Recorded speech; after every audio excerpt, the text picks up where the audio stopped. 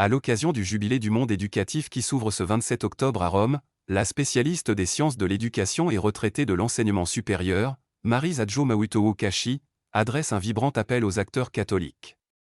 Dans une tribune inspirée, elle plaide pour une mobilisation de l'Église afin de relever le système éducatif africain, miné par les inégalités, le manque d'enseignants et la faiblesse des résultats scolaires.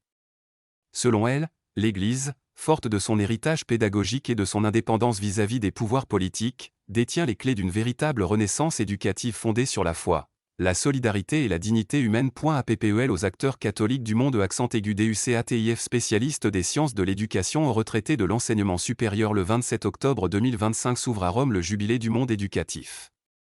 Cela m'interpelle, même si je sais que je ne pourrai pas m'y rendre, ou plutôt, devrais-je dire, parce que je sais que je ne serai pas à Rome alors que l'éducation me semble d'une importance inouïe. Une remarque s'impose, au cours des siècles, l'Église a développé à la fois une pensée et des pratiques pédagogiques qui ont profondément marqué l'histoire de l'éducation. On peut ainsi décrire l'œuvre de nombreuses personnes et communautés, depuis le Moyen Âge, des monastères où, après l'effondrement de l'Empire romain d'Occident, furent copiés et sauvegardés les manuscrits de Sénèque, Platon, Cicéron, Augustin, etc., jusqu'aux temps modernes qui ont vu fleurir les œuvres éducatives des jésuites, salésiens, lassaliens, frères de Plohermel, ursulines, marianistes, maristes, assomptionnistes, frères du Sacré-Cœur, et bien d'autres. Le Concile Vatican II n'a pas manqué de rappeler cette vision de l'Église en affirmant que la véritable éducation est de former la personne humaine dans la perspective de sa fin la plus haute, et du bien des groupes dont l'homme est membre et au service desquels s'exercera son activité d'adulte. Déclaration Gravissimum Educationi. Dans cette perspective, nous qui sommes à la recherche du développement depuis plus d'un demi-siècle, reconnaissons volontiers avec le pape Paul VI que l'éducation constitue une condition essentielle du développement des peuples, tout particulièrement de ceux qui s'efforcent d'échapper à la faim, à la misère, aux maladies endémiques et à l'ignorance, et qui cherchent une participation plus large aux fruits de la civilisation ainsi qu'une mise en valeur de leurs qualités humaines. Populorum Progressio. Or, en Afrique, les systèmes scolaires rencontrent des problèmes de divers ordres. D'abord des problèmes d'accès, bien que les taux de scolarisation officiels oscillent entre 50% et 90%, l'UNESCO rappelle que l'Afrique subsaharienne demeure la région où l'exclusion éducative est la plus forte. Sur les 236 millions d'enfants et de jeunes non scolarisés dans le monde, près du quart se trouve en Afrique de l'Ouest et en Afrique centrale, soit environ 57 millions. Viennent ensuite les problèmes de rendement. Au primaire, un enfant sur 3 n'achève pas le cycle, dans le secondaire, seuls 41% achèvent le premier cycle, et 23% le second. À 10 ans, près de 87% des élèves ne savent pas lire ni comprendre un texte simple. UNICEF, Transformer l'éducation en Afrique, 2020. À cela s'ajoute la question de la qualité, infrastructures insuffisantes, manque d'enseignants qualifiés, équipements inadaptés. L'Afrique devra recruter 17 millions d'enseignants supplémentaires d'ici 2030 pour espérer une éducation universelle. UNICEF. Enfin, les inégalités persistent. Selon le PASEC 2019, les écarts de performance entre élèves et entre écoles s'accentuent, et les filles demeurent désavantagées. Pourtant, l'Église, qui a été à l'origine de l'implantation de l'école sur le continent, demeure un acteur majeur de l'éducation.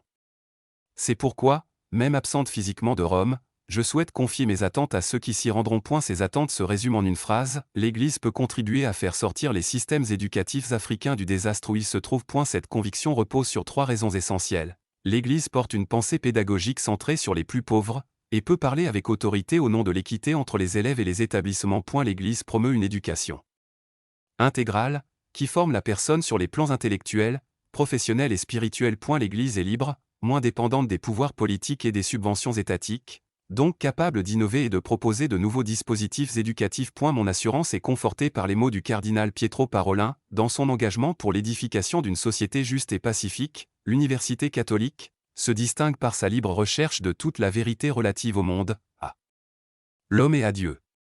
Notre époque a un urgent besoin de cette forme de service désintéressé qui consiste à proclamer le sens de la vérité, valeur fondamentale sans laquelle la liberté, la justice et la dignité de l'homme sont étouffées. Ainsi, parce que l'Église veut transmettre à ses élèves des savoirs, des savoir-faire et des savoir-être, elle doit proposer des dispositifs pédagogiques inspirés à la fois des valeurs universelles et des cultures africaines, notamment la solidarité et la communauté. En Afrique, les administrations catholiques peuvent se libérer du système des subventions étatiques et s'appuyer sur la solidarité internationale de l'Église pour oser des réformes audacieuses. Face au désastre du système éducatif public, l'enseignement confessionnel catholique apparaît comme le plus à même de proposer des innovations profondes et libératrices. Je souhaite que les acteurs catholiques réunis à Rome portent haut le concept d'Église famille de Dieu, dans une pédagogie fondée sur la relation humaine, vécue comme lieu de construction personnelle et communautaire, une pédagogie trinitaire où chacun peut dire « Je suis unique, mais je ne deviens moi que par l'autre ». Certes, l'Église n'est pas exempte de fautes. Les abus et maltraitances commis par certains éducateurs catholiques doivent être reconnus, regrettés et réparés. Mais ces dérives, aussi graves soient-elles, ne doivent pas faire oublier la lumière de Dieu qui continue de rayonner à travers les éducateurs sincères. Comme le dit saint Paul, nous portons ce trésor dans des vases de terre, afin qu'il soit manifeste que cette puissance extraordinaire appartient à Dieu et ne vient pas de nous. 2 Corinthiens 4, 6-7. Ainsi, éducateurs catholiques, clercs ou laïcs, nous sommes à la fois fragiles et porteurs de lumière. Cette lumière peut, encore aujourd'hui, guider les peuples africains vers une nouvelle civilisation éducative, fondée sur la vérité, la justice, la solidarité et la foi. Que cette année jubilaire marque une étape importante vers ce projet qui, en définitive, ne nous appartient pas, mais au Christ éducateur. Lomé, le 21 octobre 2025. Maryse Adjo Mawutowo Kashi ACTUA LITES Éducation Feature Tact Actualité Togo, Maryse Adjo Mawutowo Kashi.